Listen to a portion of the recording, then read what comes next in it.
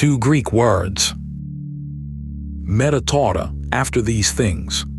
Revelation hangs its map of the future on where those two words sit. Almost nobody notices this. Revelation never says the tribulation lasts 7 years. Not in any verse.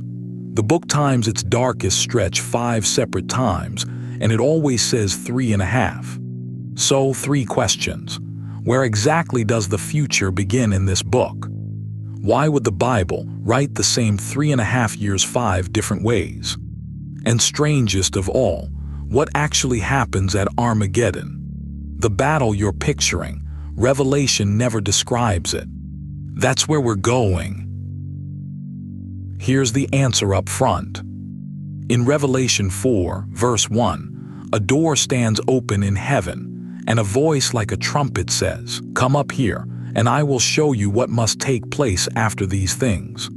Meta tauta sits twice in that verse, its first words and its last. The futurist reading, the most widespread of the 4, treats this verse as the hinge. From chapter 4 to the last page, everything is still ahead of us. We compared all 4 in another video. Today we walk this one because order is the point. The book calls all of it what must take place. De genestai, the same divine must Jesus used about his own cross. Not a possibility. A decree with a sequence. So, the first question we opened with, where exactly does the future begin in this book? Jesus answers it in chapter 1, verse 19. The things you have seen, the things that are, and the things that will take place after these things. 3 tenses, 1 sentence. Futurists read it as the book's table of contents. Chapter 1 is what John saw. Chapters 2 and 3 are the things that are. And from chapter 4 on, everything is after these things. Sit with that. If this reading is right, you are living inside the pause between 2 chapters, and the church age, 2,000 years now, rests in the white space between Revelation 3 and 4. Then the door opens, and John sees a throne, and in the right hand of the one seated on it a scroll with 7 seals no one in heaven or on earth can open. John weeps. An elder stops him. The Lion of Judah has prevailed. John turns and sees a lamb, slain and standing. Many futurists place the rapture here. Its own debate, its own video. Then the lamb takes the scroll, and a clock starts ticking. Second question, word for word. Why write the same 3.5 years 5 different ways? Watch the pattern build. Revelation 11, verse 2. The nations trample the holy city 42 months. 1 verse later, 2 witnesses prophecy 1,260 days. Revelation 12, verse 6. A woman hides in the wilderness 1,260 days. Revelation 12, verse 14. The same woman kept safe a time, times, and half a time. Revelation 13, verse 5. The beast holds authority 42 months. 5 stamps, 3 notations, 1 sum. 42 months of 30 prophetic days is 1,260 days, is 3.5 years. Daniel saw the clock centuries earlier, in Daniel 7 and Daniel 12.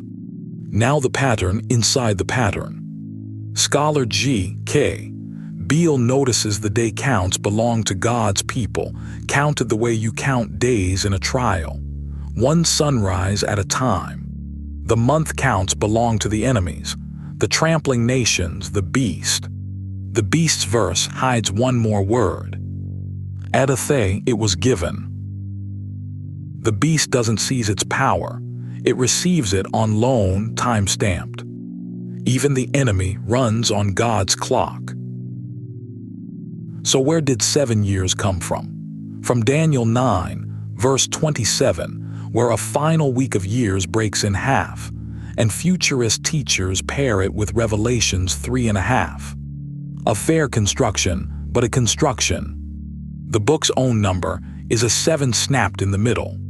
Evil never gets the full week.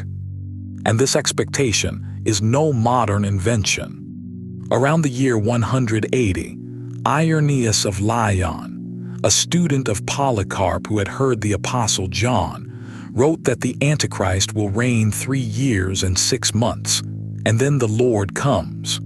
The charts came later. Darby in the 1830s, Schofield in 1909. The system is 19th century. The expectation is second. So the seals break and the map unrolls. 4 horsemen ride out, white, red, black, pale. Under the altar, martyrs cry, "How long?"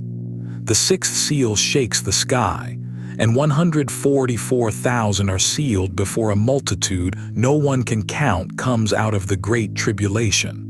Ellipsis, pressure, the word for a press crushing grapes. When the 7th seal opens, heaven goes silent for half an hour. The only silence in the book. 7 trumpets follow, and a third of the earth, the sea, the rivers, and the stars is struck. Locusts rise from the abyss, and an army of 200 million rides. The 2 witnesses preach their 1260 days, die in the street, lie there 3.5 days, and stand back up. While a dragon rages against a woman, a beast rises from the sea, and buying and selling close around its mark. Then 7 bowls, unmixed. The 6th dries the Euphrates to gather the kings of the earth to the place that in Hebrew is called Armageddon. The 7th is a voice from the throne. It is done. Every stop on this map is racing toward one hill in northern Israel. Which brings us back to the strangest question we opened with. What actually happens at Armageddon? The name reads Har Megiddo, mountain of Megiddo. Except Megiddo is not a mountain. It's a tell, a 70-foot mound of 20 ruined cities at the edge of the Jezreel Valley, and even Thayer's lexicon admits it's not easy to perceive what that could mean. John's first readers didn't need a lexicon, they needed a memory. 1457 B.C.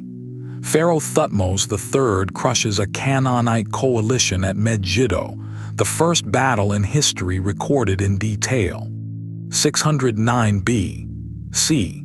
King Josiah falls at Megiddo, a grief Zechariah made the measure of all mourning. 1918. General Edmund Allenby breaks the Ottoman army there.